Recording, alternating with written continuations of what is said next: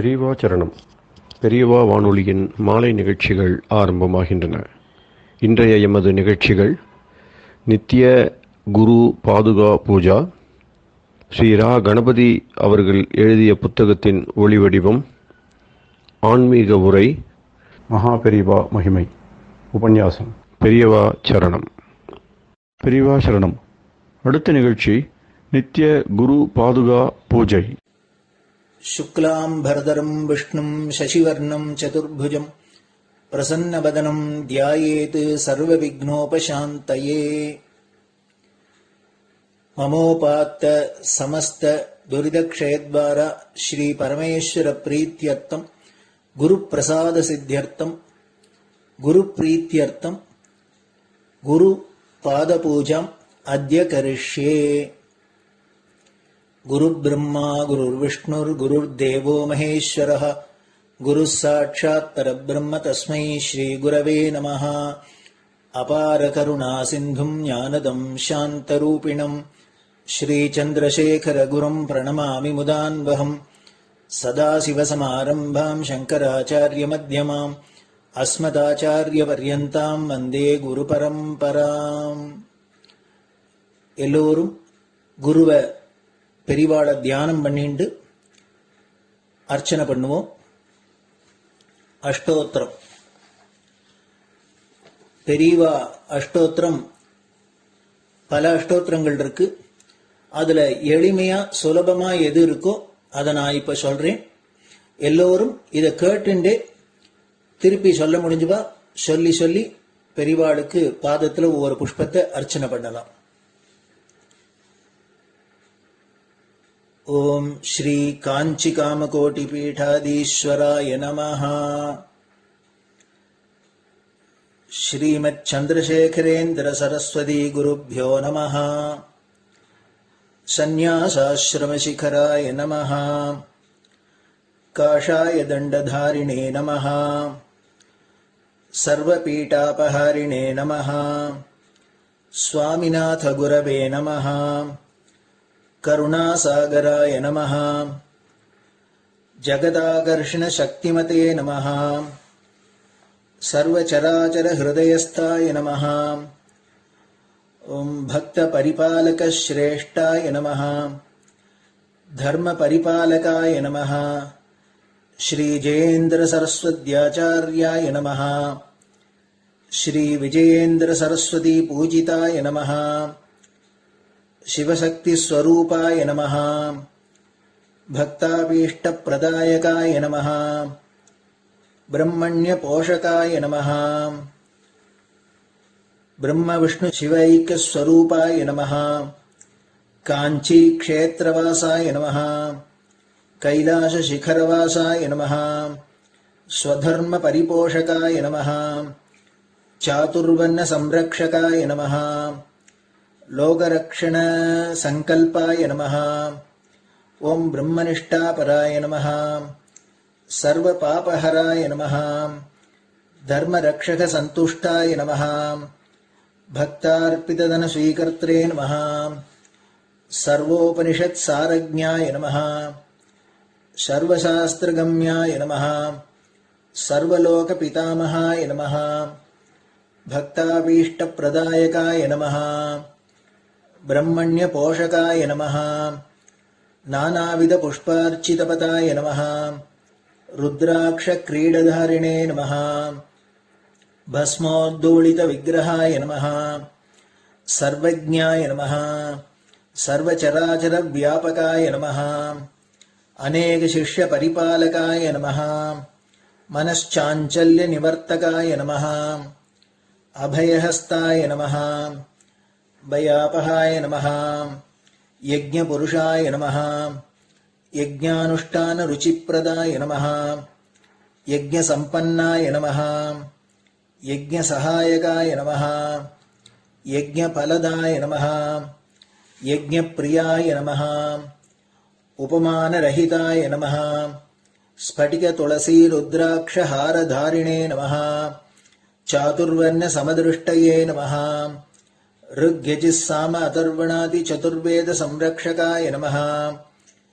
दक्षिणामूर्तिस्वरूपाय नमः जाग्रत् स्वप्न सुषुप्ति अवस्थातीताय नमः कोटिसूर्यतुल्य तेजोमय शरीराय नमः साधुसंग संरक्षकाय नमः अश्वगज गोपूजा निर्वर्तकाय नमः गुरुपादुक पूजा तुरंतराय नमः कनकाभिषिक्ताय नमः स्वर्ण बिल्वदल पूजिताय नमः सर्वजीव मोक्षदाय नमः मूकवाक्तान निपुणाय नमः नेत्र दीक्षादानाय नमः द्वादशलिंग स्थापकाय नमः गान रसप्रियाय नमः ब्रह्मज्ञानोपदेशकाय नमः सकलकलासिद्धिताय नमः चातुर्वण्य पूजिताय नमः अनेकभाषा संभाषण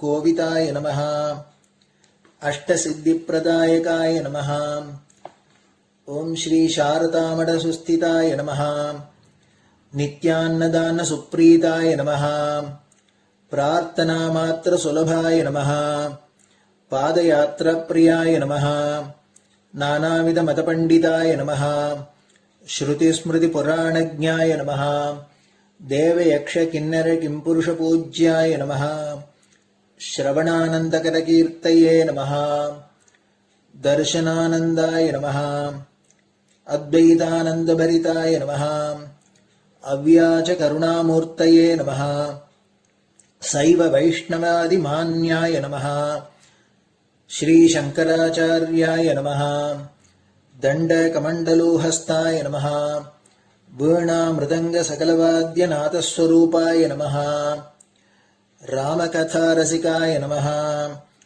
वेद वेदांग आगमादि सकलकला सतस्प्रवर्तकाय नमः हृदय गुहाशयाय नमः शतरुद्रीय वर्णितस्वरूपाय नमः केदारेश्वरनाथाय नमः अविद्यानाशकाय नमः निष्कामकर्मोपदेशकाय नमः लघुभक्तिमार्गोपदेशकाय नमः लिंगस्वरूपाय नमः सालग्राम सूक्ष्मस्वरूपाय नमः कालड्यां शंकरकीर्तिस्तंभ निर्माणकर्त्रे नमः जितेन्द्रियाय नमः शरणागतवत्सलाय नमः श्रीशैलशिखरवासाय नमः डमरुकनाद विनोदाय नमः वृषभारूढाय नमः दुर्मदनाशकाय नमः आभिचारिक दोषहर्त्रे नमः मिताहाराय नमः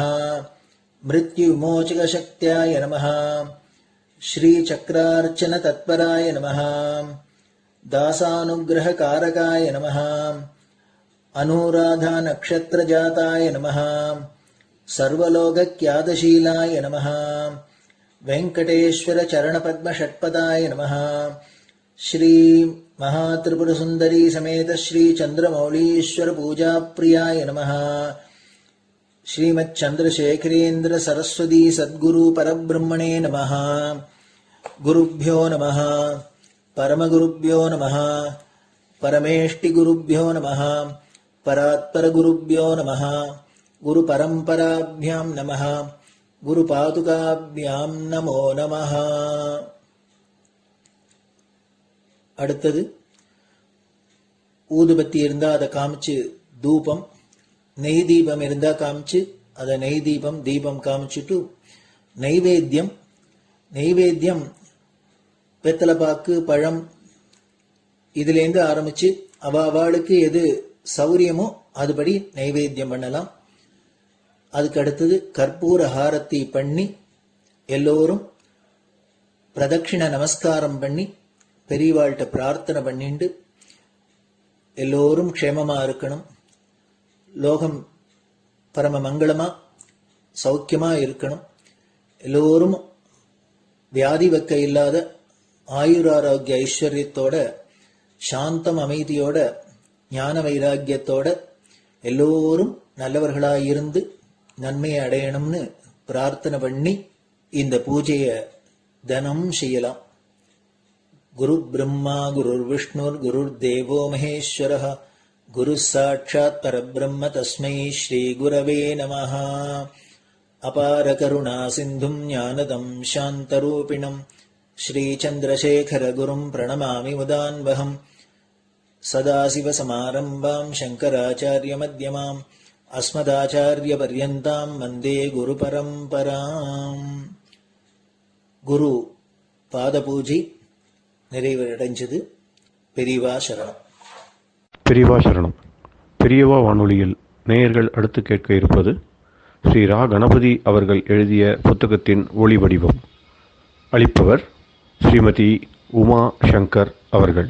தேனினும் இனிய சொல்லான் தீச்சுடர் மேனி கொண்டான் ஊனுயிர்க்குயிரதான ஒன்றினைக் கலந்து நின்றான் ஏனினிக் கவலை நெஞ்சே இன்றுனக் அருள் செய்தான் இஞ்ஞானவான் காமகோட்டி நாதனை நம்புவோமே.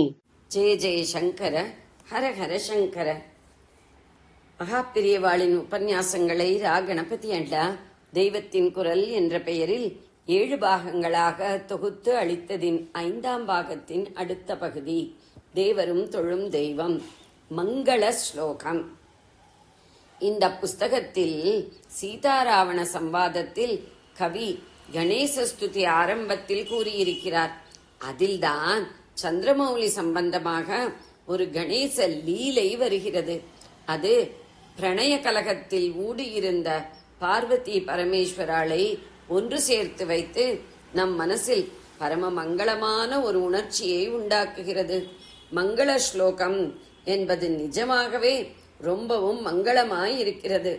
ஆனால் இந்த ஸ்லோகம் சித்திரகவியாக இல்லை, சுவாபாவிகமான இயற்கையான கவிதாரசத்தோடு அமைந்திருக்கிறது. கிரீட்டாருஷ்டாத்ரிஜாங்கிரி பிரணத சிவ சிரச்சந்திரகண்டே கராக்ரம் லீலாலோலம் பிரசார்ய ஸ்புரதமலபிசாச்சங்கயா ஆக்ரஷ்டுகாமகா உத்யத்ஹிருத்ய ஸ்மிதாபியாம் அகமகமிகயா ஆலிங்யமானகா சிவாபியாம் கஷ்சின் நஷ்சிந்திதார்த்தம் கலயத்து களபோ பாலலீலா பிராமகா. குட்டியானையான கணபதி குழந்தை விளையாட்டில் கழிக்கிறது. களபோ பாலலீலா அபிராமகா. அந்த ஆனந்த குழந்தை நாம் விரும்பி நினைக்கிற பொருளையெல்லாம் நமக்கு அருளட்டும். நஹா சிந்திதார்த்தம் கலையது. இது கடைசி வரி. முதல் 3 வரிகளில் அது பண்ணும் விளையாட்டு போக்கிரித்தனம் என்று சொல்வதா, நிஷ்கபடமாக விளையாடுகிறது என்று சொல்வதா என்று புரியாத விளையாட்டு. எப்படியானாலும் ரசித்து மகிழும்படியாக இருக்கிறது. ஊடல் கூடலின் தத்துவார்த்தம். அத்ரிஜா என்னும் மலைமகள் இருக்கிறாளே, சாக்ஷாத் பார்வதி. அவளுக்கு பர்த்தாவிடத்தில் பொய்க்கோபம். கிரீட்டாருஷ்டா என்று விளையாட்டு கோபக்காரியை சொல்லி இருக்கிறார் கவி. இப்படி நாயகி ஊடல் செய்யும் போது நாயகன் அவள் காலிலேயே போய் விழுவதாக சொல்வது கவி மரபு. கீத கோவிந்தத்தை பார்த்தால் கிருஷ்ணன் ராதையின் காலில் போய் விழுந்தான் என்று இருக்கும். அருணகிரிநாதரில் அவரது திருப்புகழில் பார்த்தால் வள்ளிக்குரத்தியின் காலிலே போய் சிவசக்தி குமாரராக இருக்கப்பட்ட சுப்பிரமணியர் விழுந்தார் என்று இருக்கும். என்ன அர்த்தம்? ஜீவாத்மாதான் நாயகி, நாயகன் பரமாத்மா. ஜீவாத்மா எத்தனை பிணங்கிக் கொண்டு போனாலும் பரமாத்மா அதன் காலில் விழுந்து கெஞ்சி கூத்தாடியாவது தன்னுடன் சேரும்படி பண்ணும் என்பதே அர்த்தம். 2 பேரையும் எப்பாடுபட்டாவது சேர்த்து வைக்கும் சகி என்று ஒருத்தி வருவாள். அவர்களிடையே தூது போவாள். ஜீவாத்ம பரமாத்மாக்களை சேர்த்து வைக்கும் ஆச்சாரியர் தான் அந்த சகி. வெளியிலே பார்த்தால் ஏதோ காதல் விரகம் என்று இருந்தாலும் உள்ளே இப்படி பாரமார்த்திகமாக இருக்கும். நம்முடைய ஸ்லோகத்தில் சகி செய்வதை ஒரு புதுமாதிரியாக விளையாடி விடுகிறார். இருவருக்கும் குழந்தையான விக்னேஸ்வரர். விளையாட்டில் மறைந்த விரோதம். பார்வதி கடுகடு என்று உட்கார்ந்திருக்கும் போது பரமசிவன் போய் அவள் காலில் விழுகிறார். பிரணத்த சிவ, பிரணாமம் நமஸ்காரம் பண்ணுகிறாராம் சிவபெருமான். ஜட்டாபாரத்தை அம்பாள் பாதத்தில் தடால் என்று அவர் சாய்க்கிற போது அதிலுள்ள பிறைச்சந்திரன் குபுக்கென்று நன்றாக வெளிப்பட்டு பிரகாசிக்கிறது. இங்கிருந்துதான் சந்திரமௌலி சமாச்சாரம் ஆரம்பிக்கிறது. ஈஸ்வரன் அம்பாள் பாதத்தில் நமஸ்கரிக்கும் கோலத்தில் சந்திரகட்டம் பிறைச்சந்திரன் நன்றாக தெரிகிறது. யானைக்குட்டி என்ன பண்ணும் என்றால், குளத்திலே ஓடையிலே புகுந்து அமர்க்களம் செய்யும் போது அதிலிருக்கும் தாமரை தண்டுகளை முறித்து உள்ளே இருக்கும் நூலை ஆசையோடு தின்னும். வாழைத்தண்டை விடக்கூட இன்னும் நூல்மயமாக இருப்பது தாமரை தண்டு. யானை அந்த தண்டை முறித்து முறுக்குகிற போது உள்ளே இருக்கும் அத்தனை நூலிழையும் கத்தையாக ஒன்று சேர்ந்து முறுக்கிக் கொண்டு வெள்ளை விளேர் என்று வரும். அதை யானைக்குட்டி ஆசை ஆசையாக தின்னும். இப்போது வெள்ளை விளேர் என்று ரேகா பிரமாணமாக தெரிகிற சந்திரனை பார்த்ததும் பாலகணேச யானை இது அந்த மாதிரியான தாமரை நூல்கத்தை தான் என்று நினைத்து கொண்டது. இதென்ன தாமரை நூல்கத்தையா என்று அதற்கு கேள்வி வந்துவிட்டது. ஸ்புரத் அமல திச ஆசங்கியா, பிரகாசிக்கின்ற நிர்மலமான தாமரை தண்டு, பிசம் என்றால் தாமரை நூல், தண்டு என்றும் சொல்லலாம் என்ற சந்தேகத்தினால் ஆசங்கா என்றால் கேள்வி, இது இப்படி இருக்குமோ என்னும் சந்தேகம். சந்தேகம் என்பதை விட கெஸ், ஊகம் என்று சொல்லிவிடலாம். சந்திரகண்டத்தை பார்த்ததும் இது தாமரை நூல் கத்தை என்று பிள்ளையார் கெஸ் பண்ணினார். உடனே அதை பிடித்திழுக்க வேண்டும் என்று ஆசை ஏற்பட்டு விட்டது. ஆக்ரஷ்டு காமகா, எதற்காக? தின்பதற்காகத்தான். நிஜமாகத்தான் இப்படி சந்தேகம் வந்ததோ?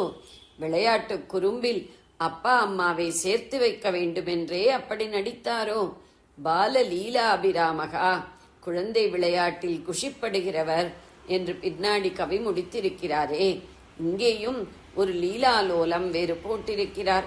பஜனைகளில் லீலாலோலா, ராசலீலாலோலா என்றெல்லாம் கேட்டிருப்பீர்கள். ஒன்றுக்கு ஆசைப்பட்டு கொண்டு ஆடுவதுதான் லோலம்.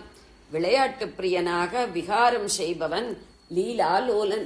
இங்கே நம் ஸ்லோகத்தில் லீலாலோகம் என்று சொல்லி இருப்பது முழு பிள்ளையாரையும் இல்லை. முழு பிள்ளையாரையும் இல்லை என்றால் என்ன அர்த்தம் என்றால், இங்கே குறிப்பாக அவருடைய தும்பிக்கை நுனிதான் விளையாட்டில் பிரியத்தோடு அசைந்தாடிக் கொண்டிருப்பதாக சொல்லி இருக்கிறது. பின்னால் அவரையே, அதாவது முழு பிள்ளையாரையும் லீலாபிராமன் என்றவர் இங்கேயும் லீலாலோலன் என்று சொன்னால் புனருக்தி தோஷம், கூறியது கூறல் என்ற குற்றம் ஏற்பட்டுவிடும். அதனால் இங்கே அவருடைய ஒரு அங்கமாக மட்டுமுள்ள தும்பிக்கை நுனிக்கும் தனியாக ஒரு விளையாட்டு ஆசை இருப்பதாக கராக்ரம் லீலாலோலம் என்கிறார். கர அக்ரம் யானையின் கையாகிய துதிக்கையின் நுனி. தும்பிக்கையை ஆட்டி ஆட்டிக்கொண்டு அதன் நுனியால் எதை உறிஞ்சலாம், எதை துழாவலாம், முறுக்கலாம், உடைக்கலாம் என்று அவர் போவதை பார்த்தால் அந்த தும்பிக்கைக்கே தனியாக ஒரு உயிர் இருந்து அதுதான் விளையாட்டில் ஆடி அசைகிறது என்று நினைக்கும்படி இருக்கிறது. வெள்ளை வெளையேர் என்று சந்திரன் தாமரை நூல் கத்தை மாதிரி இருக்கிறது. இரண்டும் குளிர்ச்சியாக இருப்பவை. நிலா கிரணங்கள் தனித்தனி தாமரை நூலிலைகள் மாதிரி இருக்கின்றன. பராசக்தி குண்டலினியாக சூக்ஷ்ம ரூபத்தில் ஒரு தாமரை நூலிழை பரிமாணத்தில் தான் இருக்கிறாள். விசதந்து தனீயசி என்று லலிதா சகஸ்ரநாமத்தில் இருக்கிறது. தாமரை நூல் கத்தை அல்லது தண்டு போல இருக்கும் சந்திரப்பிரையை கண்டதும் அதை இழுக்க பிள்ளையார் ஆசைப்பட்டார் அல்லவா? உடனே விளையாட்டு வினோதமாக ஆடிக்கொண்டிருக்கும் துதிக்கை நுனியை நீட்டி, பிரசாரிய என்றால் நீட்டி, எட்டியிருப்பதை இருந்த இடத்திலிருந்தே தொட்டு இழுத்துக் கொள்ள வாகாக நீட்டுமாறு பிள்ளையாருக்கு தும்பிக்கை இருப்பதால் அதை நீட்டி அம்மா பாதத்தில் விழுந்துள்ள அப்பாவின் சிரசில் உள்ள சந்திரகலையை இழுக்க முயற்சி பண்ணினார். யானைக்குட்டி பிரியபுத்திரன் குறும்பாக விளையாடிக் கொண்டு தன் தலையில் இருக்கும் சந்திரனை தும்பிக்கையால் பிடித்திழுக்கிறது என்றால் அந்த பரமேஸ்வர தகப்பனாருக்கு எத்தனை சந்தோஷமாக இருக்கும்.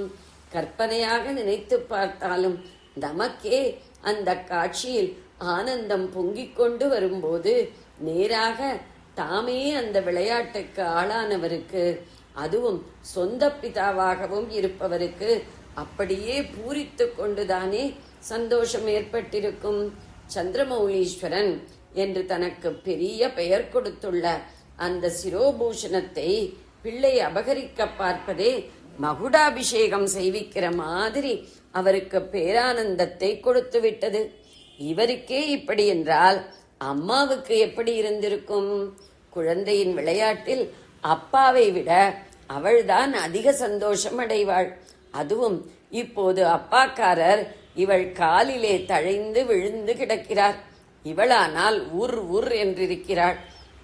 இந்த சமயத்தில் அவருக்கு மிக அழகான சிரோபூஷணமாக இருந்து கொண்டு சந்திரமௌலி இந்து சேகரர் என்றெல்லாம் அவருக்கு லோக பிரக்யாதியை உண்டாக்கும் பிறையை குழந்தை பிரியவத்சன் இழுத்தால், வேணும் வேணும், இவருக்கு நன்னா வேணும், பிள்ளை கையிலே சந்திரனை கொள்ளை கொடுத்துட்டு நிற்கட்டும் என்றுதானே தாங்க முடியாத ஆனந்தம் ஏற்படும். பிள்ளை சேஷ்டையின் சந்தோஷத்தில் 2 பேருக்குமே தங்கள் சண்டை சமாச்சாரம் மறந்து போய்விட்டது. தான் உர்ரென்று மூஞ்சியை தூக்கி வைத்துக் கொண்டு சண்டைக்கு முஸ்தீபாக இருக்க வேண்டும் என்பது அம்பாளுக்கும், தான் அவளுடைய காலை பிடித்துக் கொண்டு மன்றாடியாவது மறுபடி பிரேமையை சம்பாதித்துக் கொள்ள வேண்டும் என்பது சுவாமிக்கும் மறந்தே போய்விட்டது.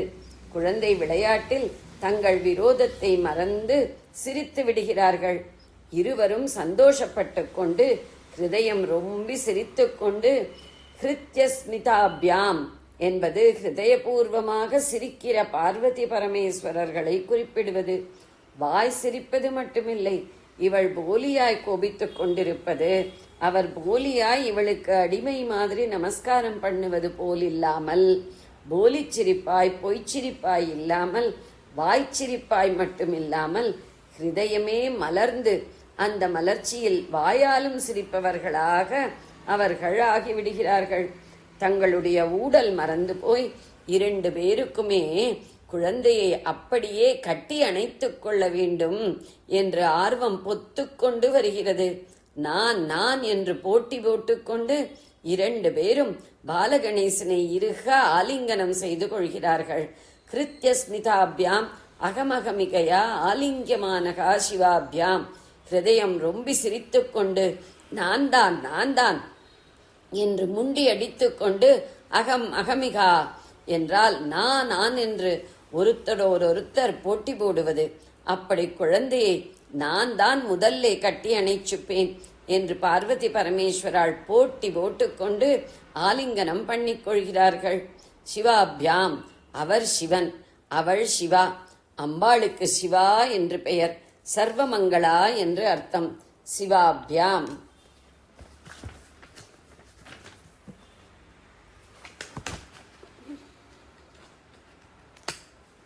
அபியாம் என்றால் சிவன் சிவா ஆகிய இருவராலும் விக்னேஸ்வரர் ஆலிங்கனம் செய்து கொள்ளப்படுகிறார்.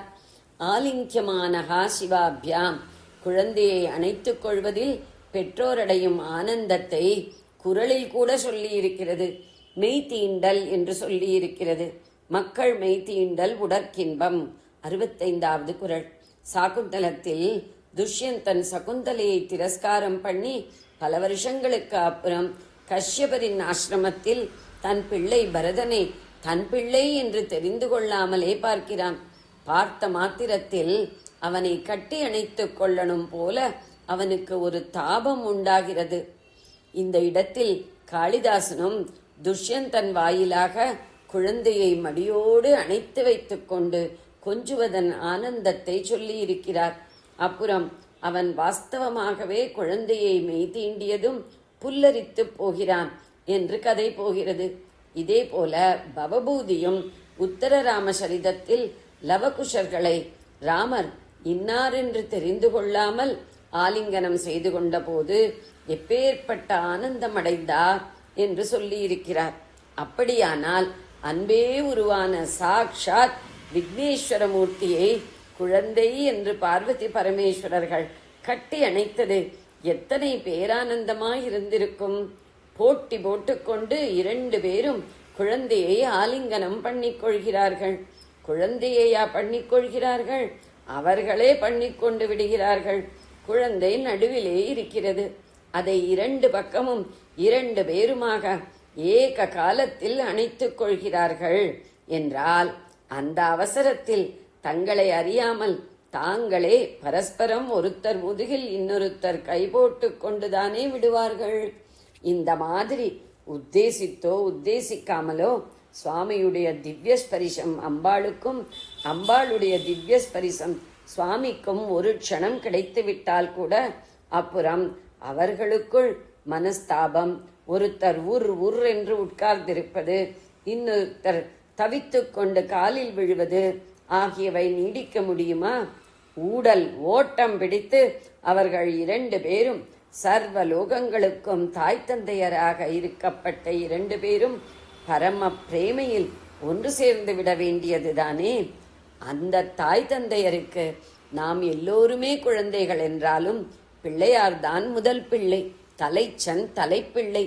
2 பேரும் உள்ளம் குளிர்ந்து ஒன்று சேர்ந்து உலகம் முழுதற்கும் ஆசீர்வாதம் செய்யும்படியாக அந்த பிள்ளையார் அவர்களை சண்டை தீர்த்து வைத்து சமாதானமாக போகும்படி பண்ணிவிடுகிறார்.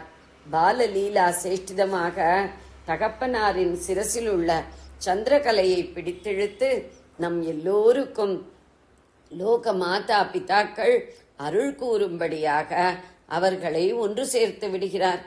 பார்வதி பரமேஸ்வராள் இவரை அணைத்துக் கொள்ளப் போனதில் தாங்களே பரஸ்பரம் ஸ்பர்சித்துக் கொண்டு ஊடல் தீர்ந்ததை ஸ்லோகத்தில் உடைத்துச் சொல்லவில்லை.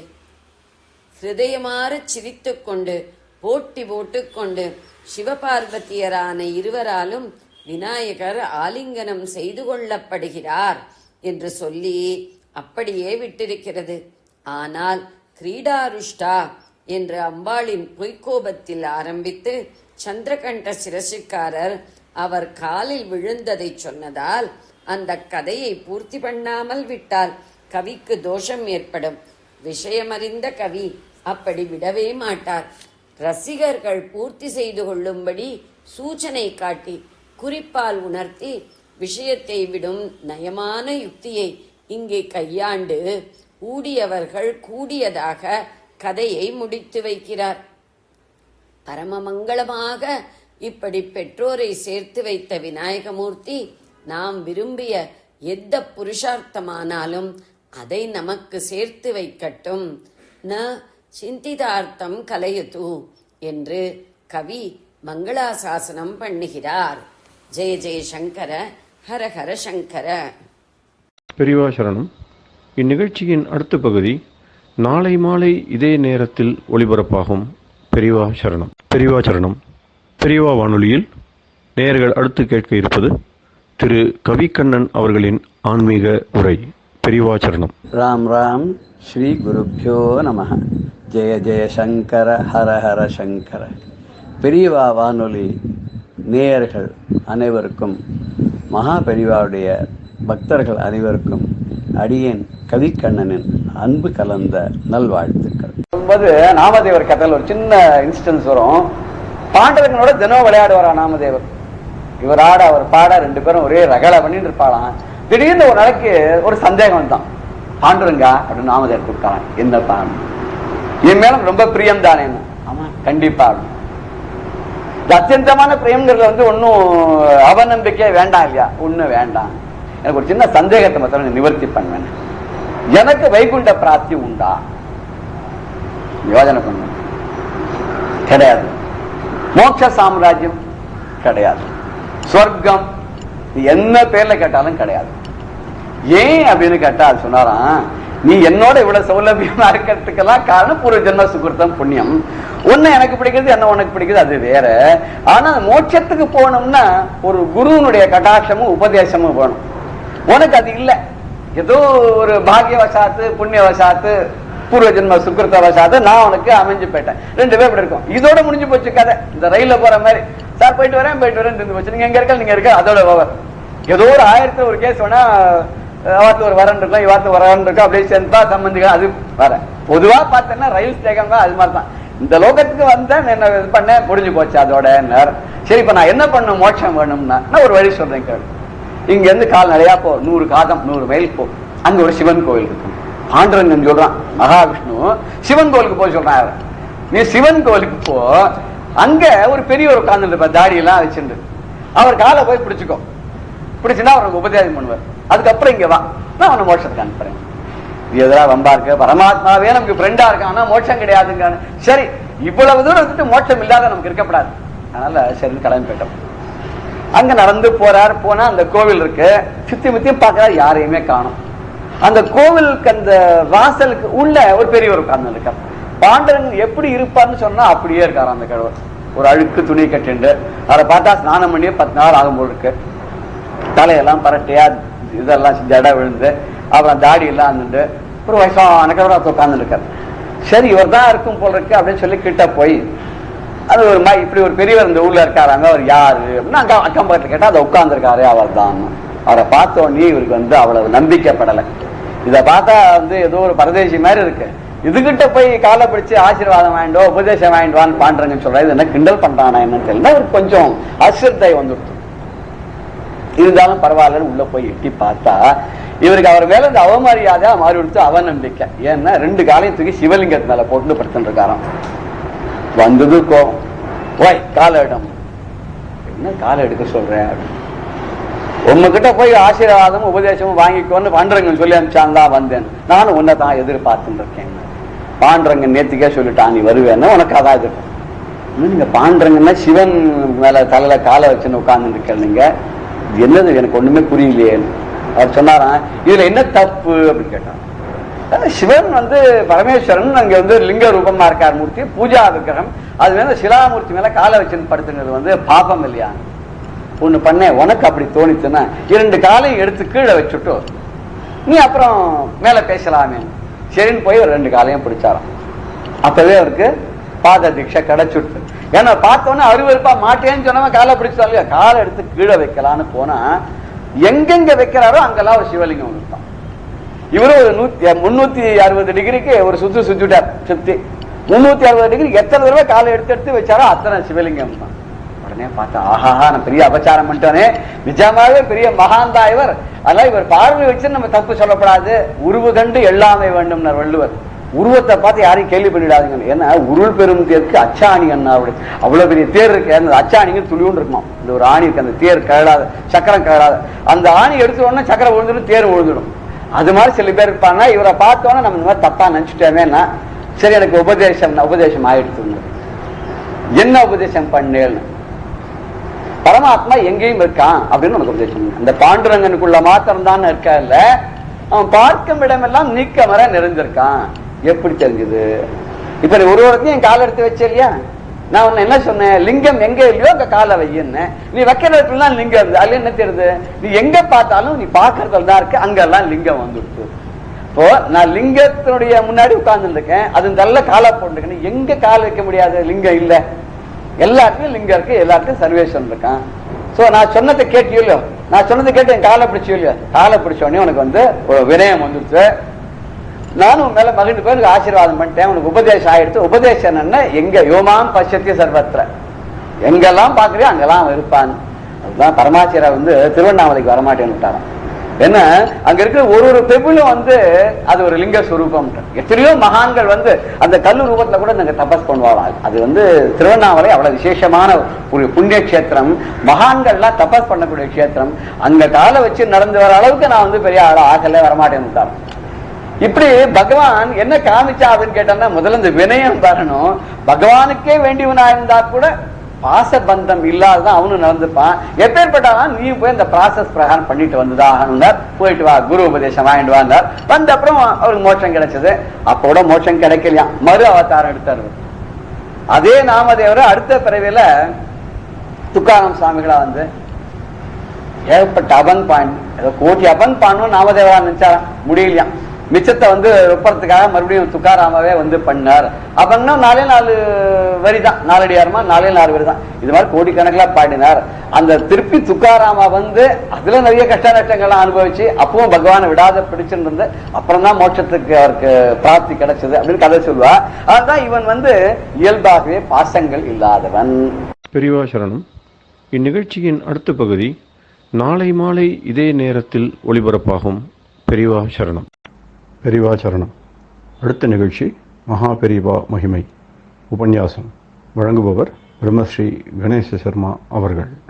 அபார கருணா சிந்தும் ஞானதம் சாந்தரூபிணம் ஸ்ரீ சந்திரசேகர குரும் பிரணமாமி முதான்வகம்.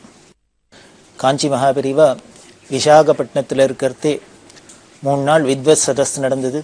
அந்த வித்வத் சதஸ்தில் புல்யம் உமாமகேஸ்வர சாஸ்திரிங்கிற ஒரு பக்தர், மகா பண்டிதர், பெரியவா மேல 170 ஸ்லோகம் எழுதி பெரியவாளுக்கு அர்ப்பணம் பண்ணி பெரியவாளை பிரபு பிரபுன்னு கூப்பிட்டார்.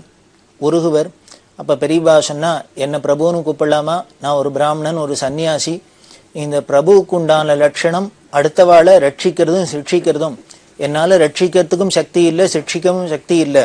அப்படி ரட்சிக்கணும் அப்படின்னா சிக்ஷிக்கணும் அப்படின்னா 3 விதத்துல அவளுக்கு இருக்கணும். ஒண்ணு ஐஸ்வர்ய பலம் இருக்கணும், பணபலம் இருக்கணும், அதே மாதிரி சரீர பலம் இருக்கணும், படைபலம் இருக்கணும்.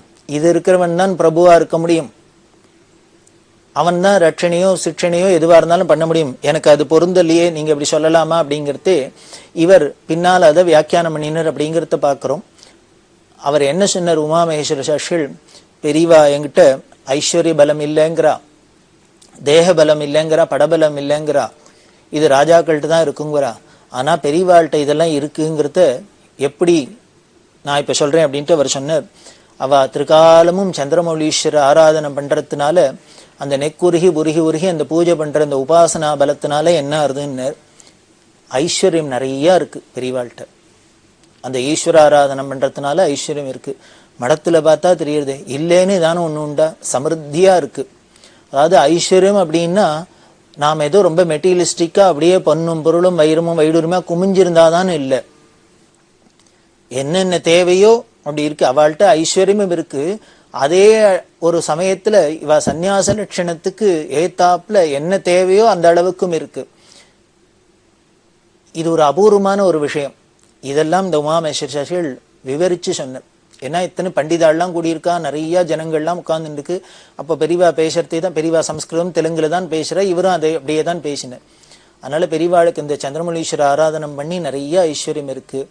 அதோட ஐஸ்வர்யம் இருந்துடுத்துனா நிறைய குமிஞ்சுடுத்துனா போருமா என்ன, மனசுல ஒரு திருப்தி ஏற்பண்ணுமே, சாந்தி ஏற்பண்ணுமே, அமைதி ஏற்பண்ணுமே, சந்துஷ்டி ஏற்பண்ணுமே. அது நிரம்பி இருக்கே. இப்படி நிரம்பி இருக்கிறதுனாலதான் இந்த மடத்துக்கு யாரு வந்தாலும் என்ன குறையோட வந்தாலும் அவ நிறைவோட போறதுக்கு காரணம் அவளோட இந்த ஐஸ்வர்ய பலம் தான் அப்படின்னு சொல்லி அவ ஈஸ்வர ஆராதனை சந்திரமௌலீஸ்வர ஆராதனை பண்ணி நிறைய ஐஸ்வர்யம் இருக்கு. அதே மாதிரி சரீர பலம் அப்படின்னு சொன்னா பெரியவா, இவ விரதம் உபவாசம் முதலான அனுஷ்டானங்கள்னால தபஸுனால சரீரத்தை காயக்லேஷம் பண்ணியிருக்கா. இந்த சரீர பலம்னா என்ன, 100 கிலோ 200 கிலோன்னு இப்படி தொந்தி இந்த போய்மா இருக்கிறதா சரீர பலம்? பெரிய பைல்வானா இருக்கிறதா பெரிய சரீர பலம்? இல்ல.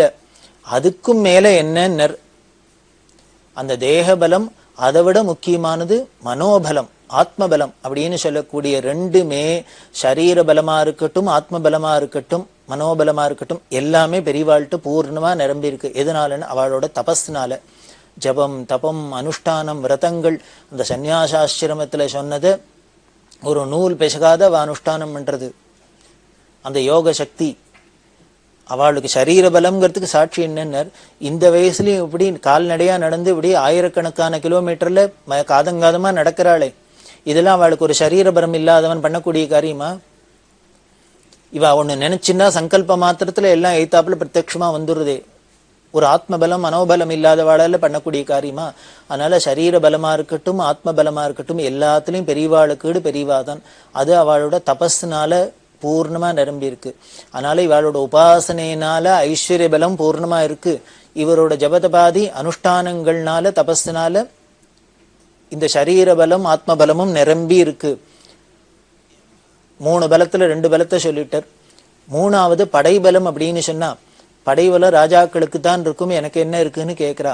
பெரியவாளோட அந்த ரூபமே போரும், அந்த தேக காந்தியினாலேயே அவளோட கருணையினாலேயே அன்புனாலேயே லட்சக்கணக்கான ஜனங்களை தன் வசப்படுத்தி வச்சுட்டு இருக்கா. பார்க்கிற ஜனங்கள்லாம் பெரியவா பின்னால போறது, பெரியவாள்கிட்ட பக்தி வருது, பெரியவா எதை சொன்னாலும் சாதிக்கிறதுக்கு ரெடியா காத்துட்டு இருக்கா. அப்படி ஒரு தொண்டர் படையன்னா வச்சிருக்கா பெரியவா, சிஷ்ய படைய வச்சுட்டு இருக்கா. இதுதான் பெரியவாள்கிட்ட இருக்கிற பெரிய படைபலம். அப்படி எல்லாம் சொல்லி இந்த 3 பலமும் இருக்கு, ஐஸ்வர்ய பலமும் இருக்கு, தேக பலமும் இருக்கு, படைபலமும் இருக்கு, தொண்டர் படையும் இருக்கு. இதுக்கும் எல்லாத்துக்கும் மேல பிரத்யக்ஷமா இந்த சக்கரவர்த்தின்னு சொல்றதுக்கு உண்டான லட்சணமா சர்வேஸ்வரனான பரமேஸ்வரனான அந்த ஆதிசங்கரரே இந்த பூமியில அவதாரம் பண்ணி தனக்குன்னு ஏற்படுத்தின அந்த சர்வஜ்ய பீடம் இருக்கு, காஞ்சி காமகோடி சர்வஜ்ய பீடம். அந்த சர்வஜ்ய பீடத்துல 68வது பீடாதிபதியா இவாளுக்கு சிம்மாசனத்துல அபிஷேகமும் பண்ணிருக்கு. அதனால ஒரு சிம்மாசனாதிபதியாவும் இருக்கா, சக்கரவர்த்தியாவும் இருக்கா, சங்கரரோட பீடாதிபதியாவும் இருக்கிறதுனால இதுவும் பொருந்திருக்கு. இப்படி 4ம் சேர்ந்திருக்கிற நீங்க தான் பிரபு அப்படின்னு சொல்றதுல எனக்கு ஒரு சந்தேகமும் இல்லை. எனக்கு இல்லை, இதோ எல்லாரும் கேட்டு இருக்கா, உலகமே பார்த்துட்டு இருக்கு. பெரியவாளை பார்த்தா இதெல்லாம் நிரம்பி இருக்குன்னு நான் சொல்லணுங்கிறதுல எல்லாருமே சொல்லுவா. அதனால யாரும் பெரியவாளை பிரபுன்னு சொல்றதுக்கு ஒருத்தருக்கும் ஒரு சம்சயமும் இருக்காது, ஒரு சந்தேகமும் இருக்காது அப்படின்னு எனக்கு தீர்மானம். அதனால பவான் ஏவ பிரபு அப்படின்னு, நீங்க ஒருத்தரே தான் பிரபு, நீங்களே தான் பிரபு அப்படின்னு சொல்ல ஆதிசங்கர பகவத்பாதாளு தோடகாச்சாரிய சொல்றதே என்ன பண்ண, பவையேவ பவான் நிதிமே நிதராம் அப்படிங்கிற, நீங்களே சாட்சாத் பரமேஸ்வரன் அப்படின்னு நான் தீர்மானமா நம்புறேன் அப்படின்னு சொல்றாரு இல்லையா. இப்ப இந்த உமாமகேஸ்வர சாஸ்திரி பவையேவ பவானேவ பிரபு அப்படின்ற நீங்களே பிரபுன்னு சொல்லிட்டார்.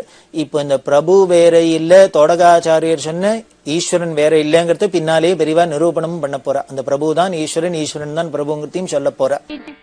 இப்படி உமாமகேஸ்வர சாஸ்திரி இப்படி வியாக்கியானம் பண்ண கேட்டிருந்த ஜனங்கள், இந்த வித்வான்கள்லாம் ஆஹா ஓஹோன்னு ஒரே கரகோஷம் போட்டு சந்தோஷப்பட்டு ஆமாம் ஆமாம் ஆமாம் பெரியவாதான் பிரபு, பெரியவாதான் பிரபுன்னு.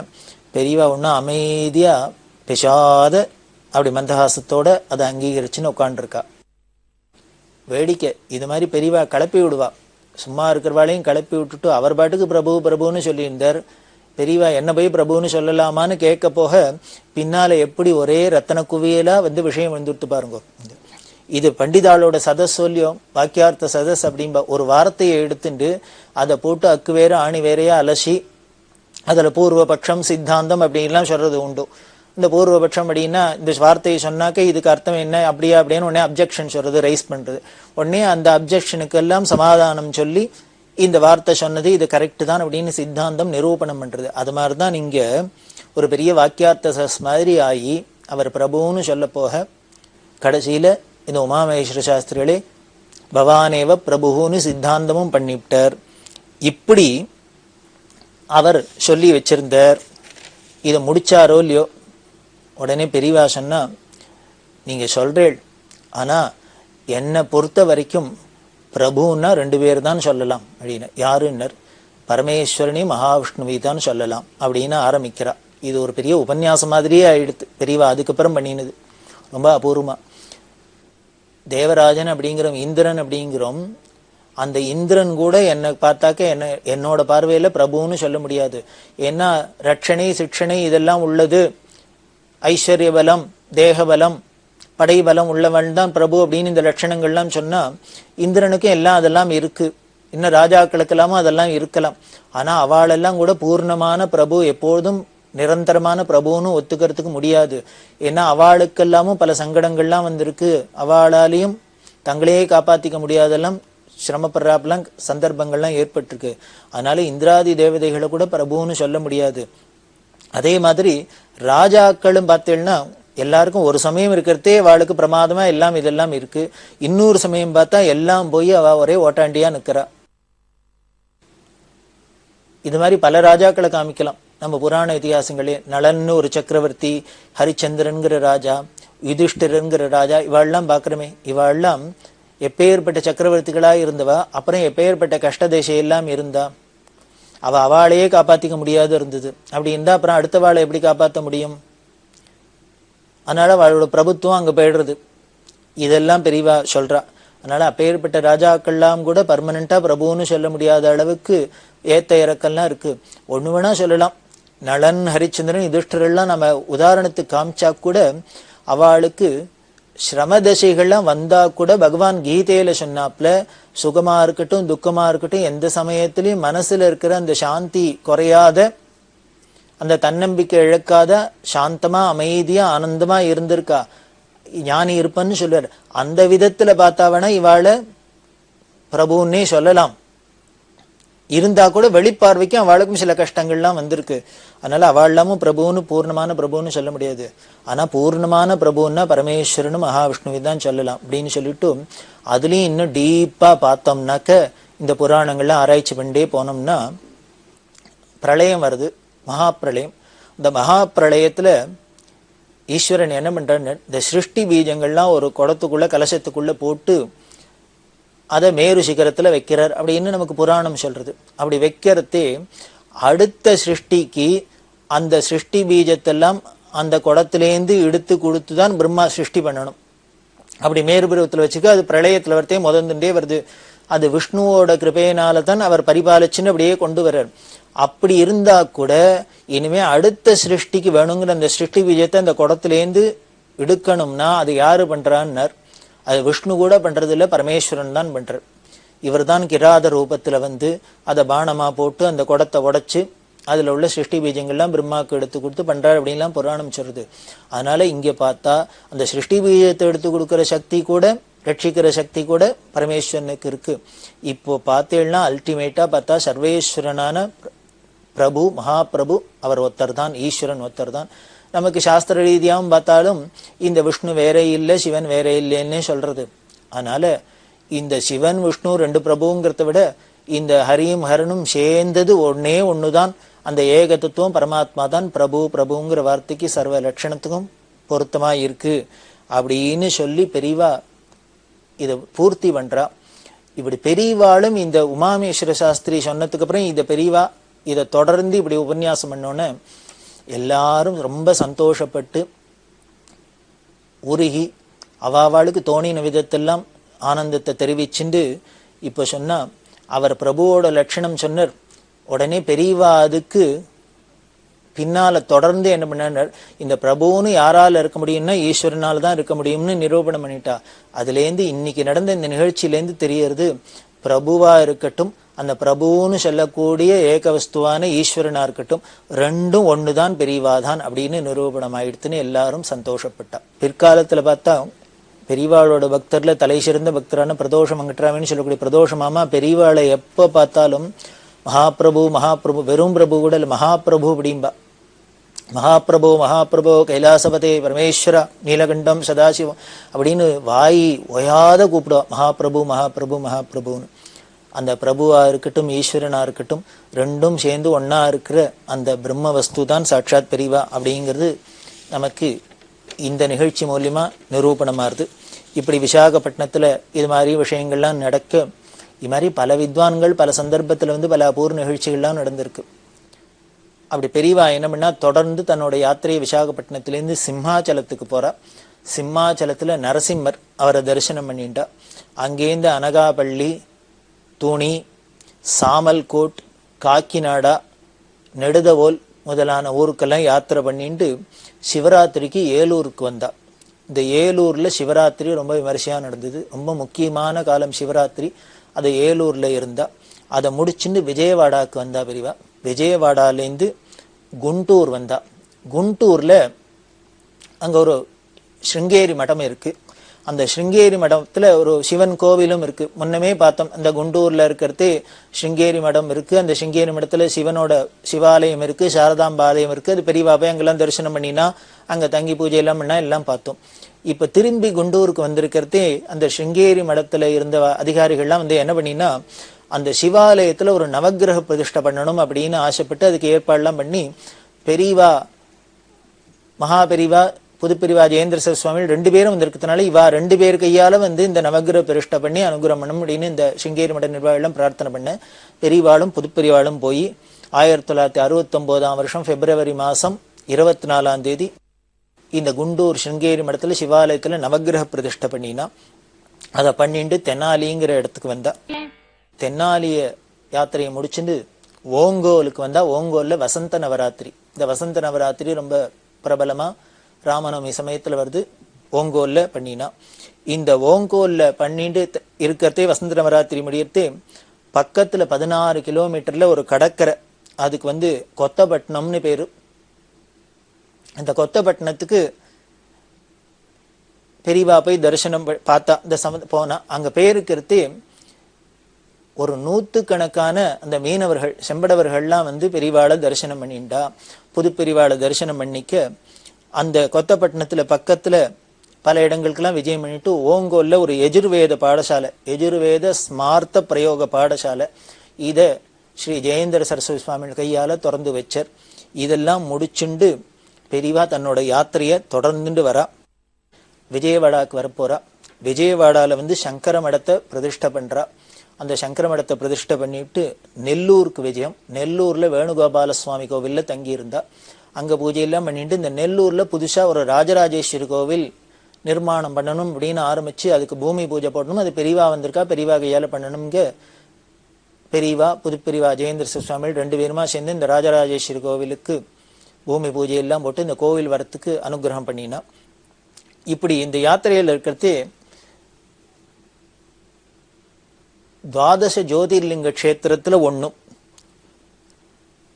அதுல திரையம்பகம் அப்படின்னு ஒரு இடம். இந்த திரையம்பகம் அப்படின்னு மகாராஷ்டிரால இருக்கு. அந்த மகாராஷ்டிரால நாசிக் அப்படிங்கிற இடம் இருக்கு. அந்த நாசிக்ல தான் பஞ்சவடி அப்படின்லாம் எல்லாருக்கும் தெரிஞ்சிருக்கும். அதுக்கு பக்கத்துல கோதாவரி உற்பத்தி ஸ்தானம்லாம் இருக்கு. அதைத்தான் திரையம்பகம் அப்படின்னு சொல்றா. இந்த திரையம்பகம்னா 12 ஜோதிர்லிங்க கஷேத்திரத்துல ஒண்ணு. அந்த இடத்துல ஒரு சங்கர மடம் கட்டணும் அப்படின்னு பெரியவா ஆசைப்பட்டா. அதுக்கு பல இடத்துல முயற்சி பண்ணிட்டு வரத்து அந்த மகாராஷ்டிரா அரசாங்கமே இந்த திரையம்பகேஸ்வர கோவிலுக்கு பக்கத்திலேயே இடம் ஒதுக்கி கொடுக்க அதுல 1969 வருஷம் மார்ச் மாசம் 19 பூமி பூஜை போட்டு ஆரம்பிக்கப்பட்டது. அங்க சுவாமிநாதையர் அப்படின்னு ஒரு பக்தர் இருந்தார். அவரோட முழு உழைப்பினால இந்த திரையம்பகத்துல 12 ஜோதிர்லிங்க கஷேத்திரமான ஒண்ணுல சங்கர மடம் வந்தது. அந்த சங்கர மடத்துல அதுக்கப்புறம் பின்னால யாத்திரிகள்லாம் தங்கறதுக்கு வசதி எல்லாம் பண்ணி கொடுத்து இன்னும் பல விசேஷமான இடங்கள்லாம் வரத்துக்கு இந்த சுவாமிநாதர் முதலான பக்தாள்லாம் காரணமா இருந்தா. அந்த திரையம்பகத்துல இன்னொரு விசேஷம் என்ன அப்படின்னா, இந்த காஞ்சி காமகோடி பீடத்துல பூர்வாச்சாரியாளா இருந்தவர், அவரோட சமாதி சித்திஸ்தலம் இந்த திரையம்பகத்துல இருக்கு. அவளோட சமாதியும் அங்க இருந்திருக்கு. 2500 வருஷத்துல இருந்ததுனால பல ஆச்சாரியர்கள் 68 ஆச்சாரியர்கள் இருந்ததுல பல பேரோட கால அந்த கோளாறுனால நமக்கு பல சித்தி ஸ்தலம்லாம் அங்க சித்தி ஆனான்னு மடத்த ரெக்கார்ட்ல இருக்கு. நமக்கு விஷயங்கள்லாம் தெரியறதே வழிய எக்ஸாக்ட் ஸ்பாட் தெரியல, ஏதோ சிலதுதான் தெரியறது.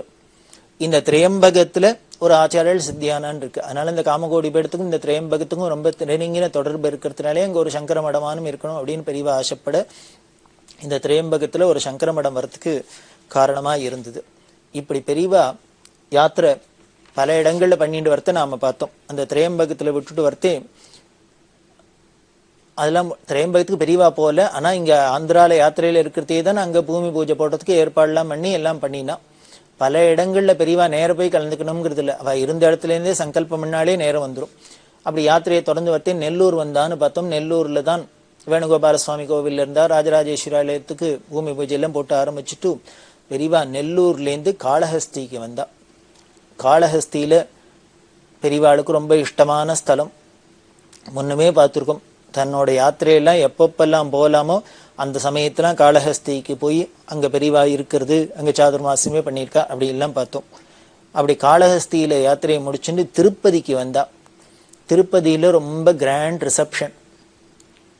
அந்த தேவஸ்தான அதிகாரிகள் இன்னும் அரசாங்க அதிகாரிகள் எல்லாரும் வரவேற்க பூர்ணகும்ப மரியாதையோட பெரியவாளுக்கு அதுக்குன்னு ட்ரெடிஷனலா காஞ்சி காமகோடி பீடாதிபதிகள் போனா என்னென்ன மரியாதை பண்ணணும் அப்படின்னு சில சில க்ஷேத்திரங்கள்லாம் ஆதிசங்கர பகவத் பாதாள் காலத்திலேருந்து ஒரு சம்பிரதாயம் இருக்கு. அவ பரம்பரையில இந்த காஞ்சி காமகோடி பீடாதிபதிகளுக்கு சில சலுகைகள் ஸ்பெஷல் மரியாதை எல்லாம் உண்டு. அதுல திருப்பதி, ஸ்ரீரங்கம், திருவானைக்காவல், சிதம்பரம், இது மாதிரி பல இடங்கள்லாம் உண்டு. அந்த திருப்பதிக்கு வரது இந்த மரியாதைகள்லாம் வாழ்ச்சின்னு போனா 1969 மே மாசம் 1ஆம் தேதி பெரியவா திருப்பதி விஜயம் பண்றா. அதுக்கப்புறம் உடனே அன்னைக்கு சாயந்தரமே கிளம்பி படி ஏறி மலை ஏறி போய் தரிசனத்துக்கு போனா. திருமலையில போய் பெருமாளை தரிசனம் பண்ண அந்த குலசேகர படியிலேந்து அவளை அழிச்சுன்னு போய் மரியாதையோட பெரியவா புதுப்பெரியவா இன்னும் எல்லாம் வந்த ஜனங்கள் எல்லாம் அழிச்சுன்னு போய் சுவாமிக்கு தரிசனம் எல்லாம் பண்ணி வச்சு பெரியவா சாமரம் போடுறது இது ஒரு விசேஷ மரியாதையில அங்க ஒண்ணும். இந்த காஞ்சி காமகோடி விடாது விதிகள் போனாக்க சுவாமிக்கு சாமரம் போடணும் அப்படின்னு ஒரு சம்பிரதாயம். இந்த சாமரம்லாம் போட்டு உபச்சாரம் பண்ணு, சுவாமிக்கு பட்டு பீதாம்பரம்லாம் பெரியவா எடுத்துன்னு வேண்டா காணிக்கையெல்லாம் கொடுக்க, உண்டியில் காணிக்க போறது அப்படின்னு அங்க ஒரு சம்பிரதாயம். அதெல்லாம் பண்ணிவிட்டு, அதாவது எங்க போனாலும் எந்தெந்த ஊர்ல என்னென்ன சம்பிரதாயம் உண்டோ அது எத்தனையும் பெரியவா பண்ணுவா. எல்லாம் பண்ணி சுவாமி தரிசனம் பண்ண அவ அந்த அர்ச்சகர்கள்லாம் சேர்ந்து எல்லாரும் கோவில் நிர்வாகஸ்தெல்லாம் சேர்ந்து பெரியவாளுக்கு பிரசாதம் எல்லாம் கொடுத்தா. எல்லா பிரசாதத்தையும் அந்த பெரியவா ஸ்ரீபாத ரேணு எங்கன்னு கேட்டா. அது விட்டு போயிடுத்து போல இருக்கு. உடனே அந்த ஸ்ரீபாத ரேணு பிரசாதம் கொடுக்க, சுவாமியோட சேஷ வஸ்திரம்லாம் கொடுக்க, ரெண்டு பெரியவாளும் வச்சுட்டு வழியில வரத்தே இந்த கியூல ஜனங்கள்லாம் தரிசனத்துக்கு இருக்குமே, இந்த கியூல பார்த்துருந்த ஜனங்கள்லாம் பெரியவாளையும் தரிசனம் பண்ணிட்டு எல்லாரும் இந்த நமஸ்காரம் பண்ணினா, காணிக்கையெல்லாம் போட்டா, எல்லாம் பண்ணினா. பெரியவா என்ன பண்ணினா, இப்படி இந்த கியூல இருந்த ஜனங்கள்லாம் பெரியவாளை பார்த்து வந்தனம் பண்ணி காணிக்கையெல்லாம் செலுத்தினோன்னு மடத்து மேனேஜர்ட்ட சொன்னா, இப்போ சேர்ந்துருக்கிற இத்தனை பணத்தையும் கொண்டு உள்ளுக்குள்ள போய் பெருமாள் உண்டியில போட்டுவான்னா. அதுக்கு பெரியவா சொல்றா, நாம இந்த திருப்பதி மலையில வந்து தங்கியிருக்கோம், நம்ம தங்கி இருக்கிற ஜாகேல நம்ம மடம் சந்திரமௌலீஸ்வரர் இருக்கிற இடத்துல யாரானும் வந்து நமக்கு காணிக்கை கொடுத்தா நம்ம வாங்கிக்கலாமே தவிர, வெளியில வந்து எந்த காணிக்கையை யாரு கொடுத்தாலும் அது பெருமாளுக்கு தான் சொந்தம், அவரோட ஐஸ்வர்யம் சொத்து. அதனால இப்ப நம்ம வீதியில வர்றது எதுவா இருந்தாலும் பெருமாள்கிட்ட கொண்டுதான் போடணும் அப்படின்னு சொல்லி கொடுத்தா. அது மாதிரி ஒரு தர்ம சூக்ஷ்மம் அப்படிமோ. இது மாதிரி விஷயங்கள்லாம் பெரியவா யாத்திரையில தெரிஞ்சுக்கலாம், பெரியவாளோட சரித்திரத்துல தெரிஞ்சுக்கலாம். இப்படி திருப்பதியில யாத்திரையில் இருக்கா. அப்புறம் இன்னும் தொடர்ந்து என்ன நடக்கிறதுங்கிறத நாம பார்க்க போறோம். பெரியவா சரணம். இந்நிகழ்ச்சியின் அடுத்த பகுதி நாளை மாலை இதே நேரத்தில் ஒளிபரப்பாகும். பெரியவா சரணம். பெரியவா சரணம். அடுத்த நிகழ்ச்சி திருவாசக இன்னிசை. வழங்குபவர் ஸ்ரீ சத்குருநாத தேசிகர் அவர்கள். பெரியவா சரணம். திருச்சிற்றம்பலம். சுட்டறுத்தல் வெள்ளந்தாள் விரிசடையாய் விடையாய்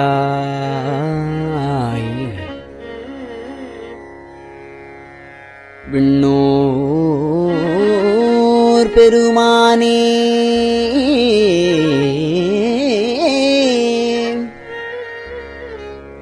வெள்ளந்தாள் விரிசடையாய் விடையாய் விண்ணோர் பெருமானே எனக் கேட்டு வேட்ட நெஞ்சாய்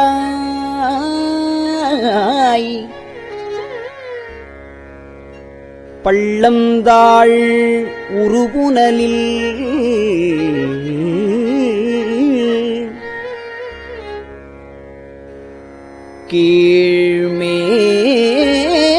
கீழ்மேலாகப் பதைத்து உருகும் அவர் நிற்க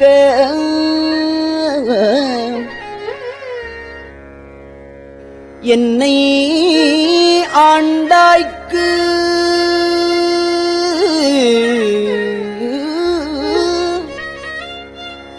உள்ளந்தாள் நின்று உச்சி அளவும் நெஞ்சாய் உருகாத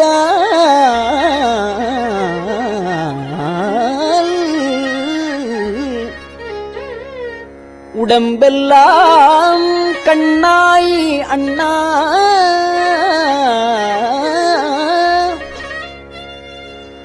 வெள்ளந்தான் பாயாதால் நெஞ்சம் கல்லாம் கண்ணையும் மரமாம்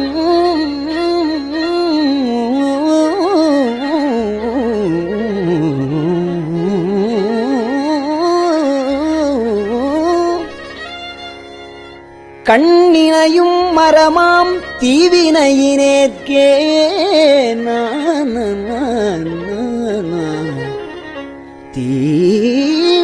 தீவினையினேற்கே வினையிலே கிடந்தேனை புகுந்து நின்று போது நான் வினைக்கேடன் என்பாய் போல இணையன் நான் என்று உன்னை அறிவித்து என்னை ஆட்கொண்ட எம்பிரான் ஆனாய்க்கு இரும்பின் பாவை அணைய நான் பாடேன்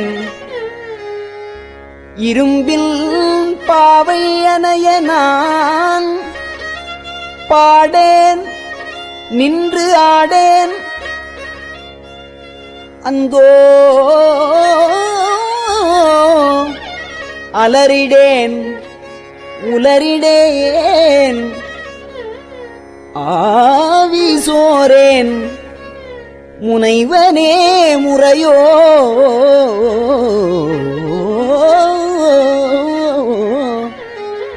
நான் ஆனவாறு முடிவறியேன் முதலந்தம் ஆயினானே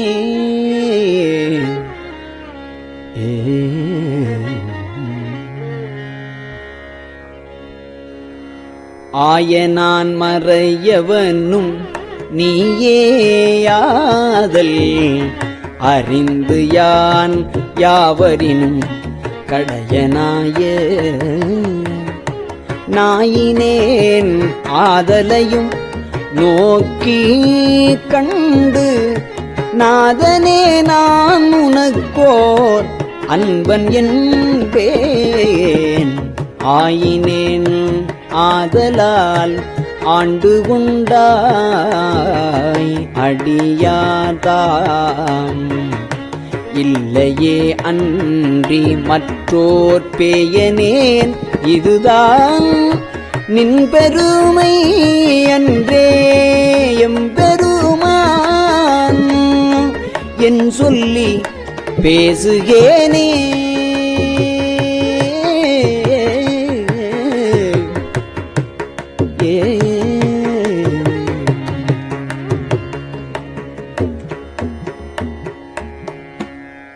பேசிற்றாம் ஈசனே எந்தாய் எந்தை பெருமானே என்று என்றே பேசிப் பேசி பூசிற்றாம் திருநீரே நிறைய பூசி போற்றி எம்பெருமானே என்று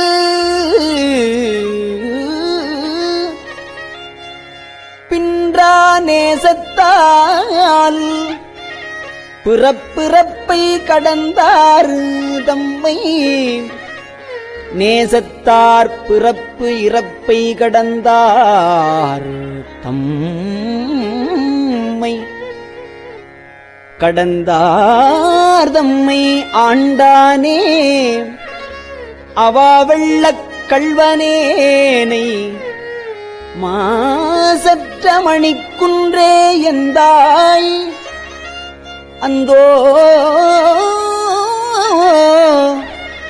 என்னை நீ ஆட்கொண்ட வண்ணம்தானே வண்ணந்தான் சேயதென்று வெளிதே என்று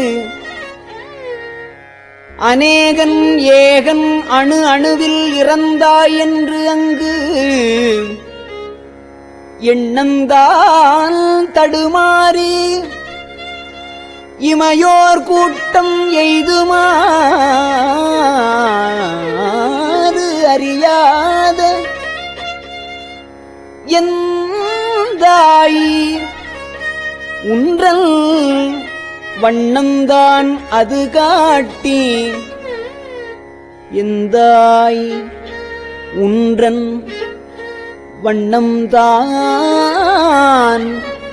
அது காட்டி வடிவு காட்டி மலர்கழல்கள் அவை காட்டி வழியற்றேனை திண்ணந்தான் பிறவாமல் காத்து ஆட்கொண்டாய்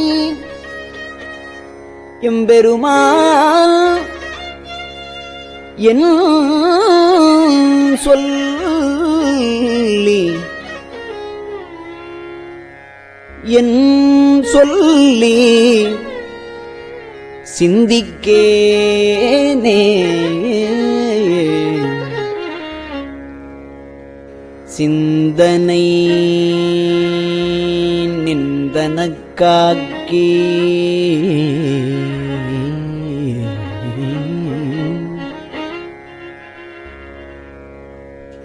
நாயினேன் தன் கண்ணினை நின் திருப்பாதப் போதுக்கு ஆக்கி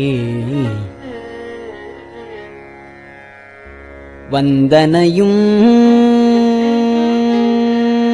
அம்மலர்க்கே ஆக்கி வாக்கு உன் மணிவார்த்தைக்கு ஆக்கி ஐம்புலன்கள் ஆர வந்தனை ஆட்கொண்டு உள்ளே புகுந்த இச்சைமால் அமுதப் பெருங்கடலே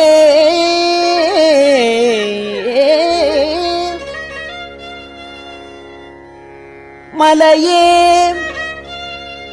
உன்னை தந்தனை செந்தாமரைக்காடு அனையமே நீ தனிச்சுடரே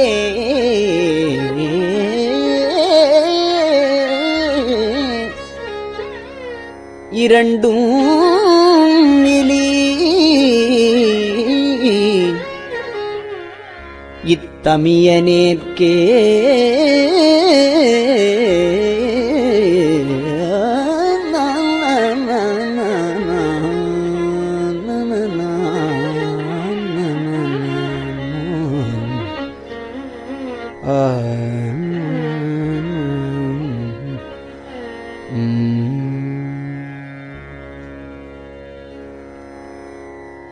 தனியனேன் பெரும் பிறவி பௌவத்து எவ்வத் தடந்திரையால் எற்றுண்டு பற்றொன்று இன்றி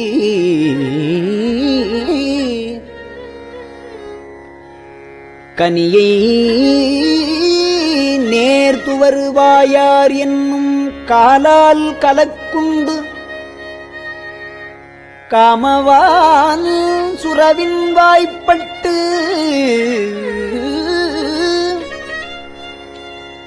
இனி என்னே உய்யுமாறு என்று என்று என்று எண்ணி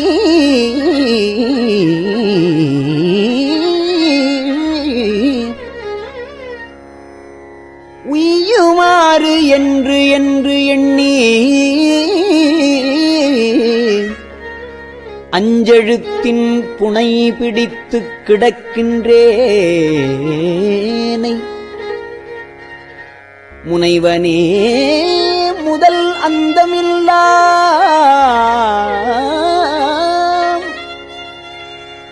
முனைவனே முதல் அந்தம் இல்லாமல்லற்கரை காட்டி ஆட்கொண்டாய் மூர்க்கனேற்கே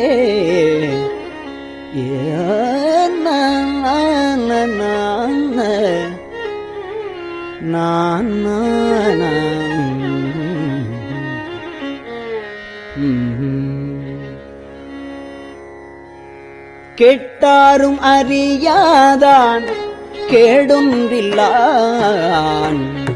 கேட்டாரும் அறியாதான் கேடொன்று இல்லான் கிளையிலான் கேளாதே எல்லாம் கேட்டான் கேட்டாரும் அறியாதான் கேடு ஒன்றில்லான் கிளையிலான் கேளாதே எல்லாம் கேட்டான் நாட்டார்கள் விழித்திருப்ப ஞாலத்துள்ளே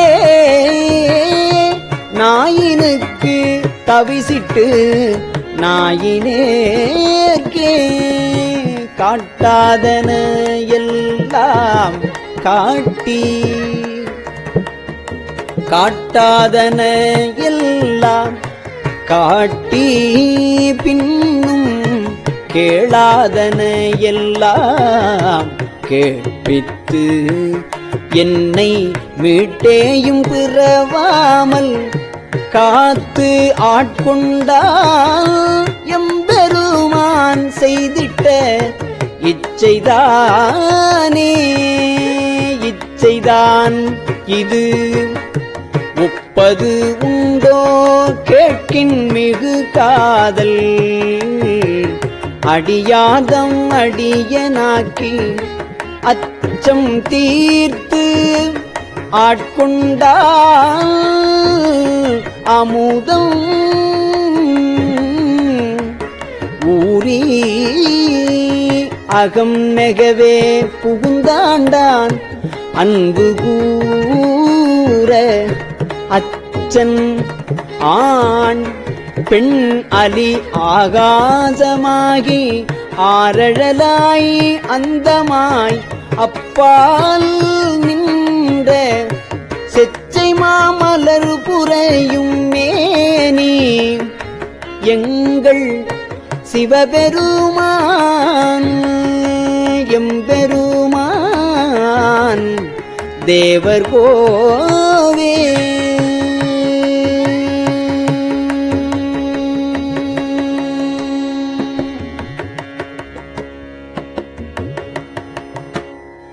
தேவர்கோ அறியாத தேவதேவன் தேவர்கோ அறியாத தேவதேவன் செழும் பொழில்கள் பயந்து காத்து அழிக்கும் மற்றை செழும் பொழில்கள் பயந்து காத்து அழிக்கும் மற்றை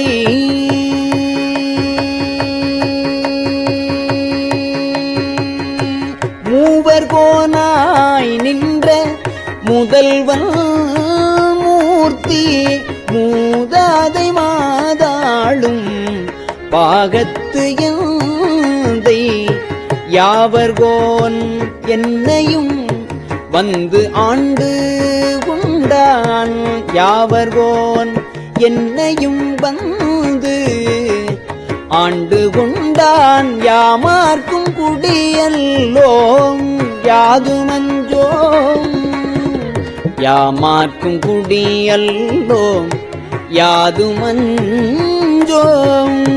மேவினோம் அவன் அடியார் அடியாரோடும் மேன்மேலும் குடைந்தாடி ஆடுவோமே மேவினோம் அவனடியார் அடியாரோடும் மேன்மேலும் குடைந்தாடி ஆடுவோமே மேன்மேலும் குடைந்தாடி ஆடுவோமே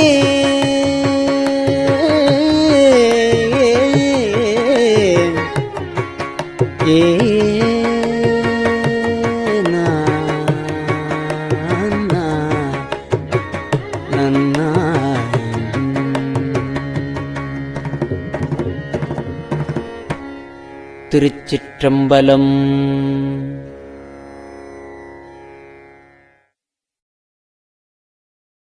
பெரியவா சரணம். இந்நிகழ்ச்சியின் அடுத்த பகுதி நாளை மாலை இதே நேரத்தில் ஒளிபரப்பாகும். பெரியவா சரணம். பெரியவா சரணம். பெரியவா வானொலியின் இன்றைய நிகழ்ச்சிகளின் நிறைவாக திருப்பொன்னூசல் வழங்குபவர் சத்குருநாத தேசிகர் அவர்கள். பெரியவா சரணம். திருச்சிற்றம்பலம். திருப்பொன்னூசல் சீரார் பவளம் கால்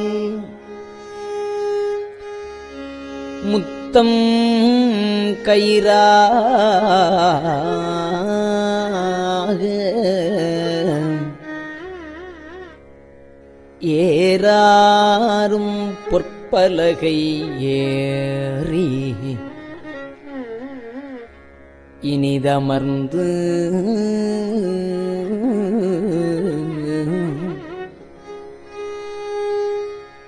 சீரார் பவளம் கால்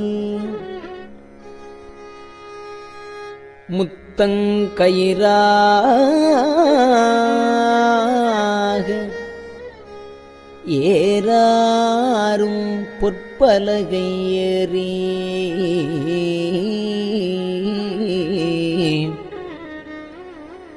இனிது அமர்ந்து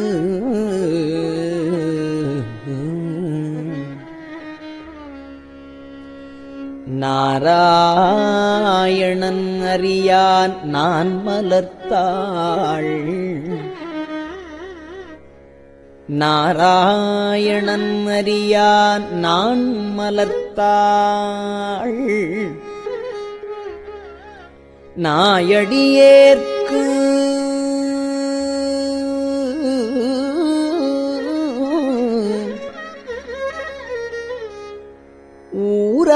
ஊராகத் தந்தருளும் உத்தர கோசமங்கை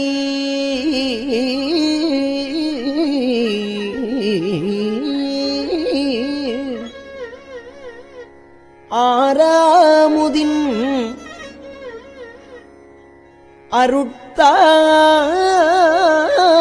அருட்தாளினை பாடி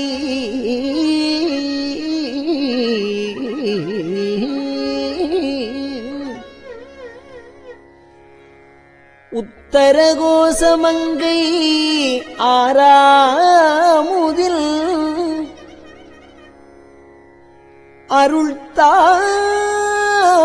அருள்தாளினை பாடி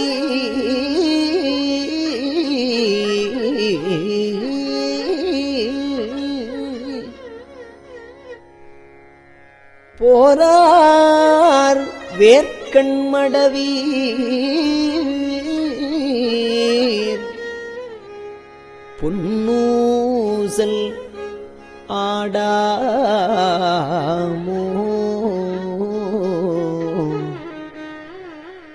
போரார் வேற்கண்மடவீர்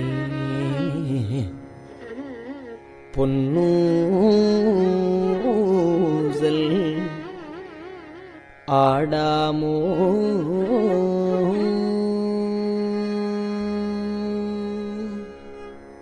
திருச்சிற்றம்பலம். கஞ்சிவய காமாட்சி தன் குழந்தாய் சங்கரரே கஞ்சிவய காமாட்சி தன் குழந்தாய் சங்கரரே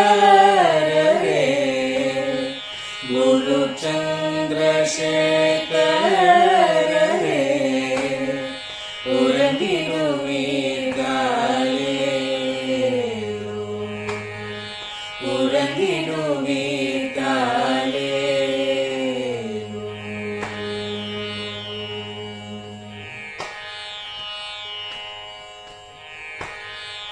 ஆதிகுரு சங்கரராய் அன்றொரு நாள் வந்தவரே அறுபத்து எட்டாகும் பீட்டபதி காலே ஏழுலகும் பூப்பவரே காப்பவரே கடப்பவரே எல்லோர்க்கும் அருள்பவரே உலகிடுவீர்காலே அயனுடனே மாலவனோ தேடிய பொற்பத அருமறைகள் சாற்றும் முயல் மலர்பதமே காலே முக்தி நிலை எய்திடவே சக்தி தரும் சத்குருவே முக்தி நிலை எய்திடவே சக்தி தரும் சத்குருவே நித்தமெங்கள் நாவீசையில் நித்திரை கொள்தாயே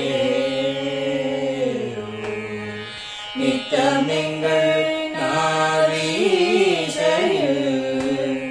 நித்திரை கொள்தாயே நித்தமெங்கள் நாவீசையில்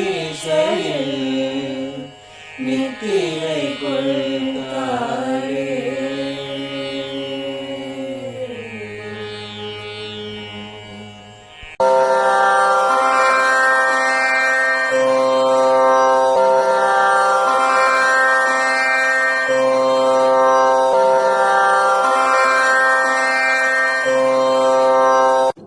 பெரியவா சரணம். பெரியவா வானொலியின் மாலை நிகழ்ச்சிகள் இத்துடன் நிறைவடைகின்றன. எமது அடுத்த ஒளிபரப்பு நாளை காலை இந்திய நேரப்படி 6 மணிக்கு துவங்கும். பெரியவா சரணம்.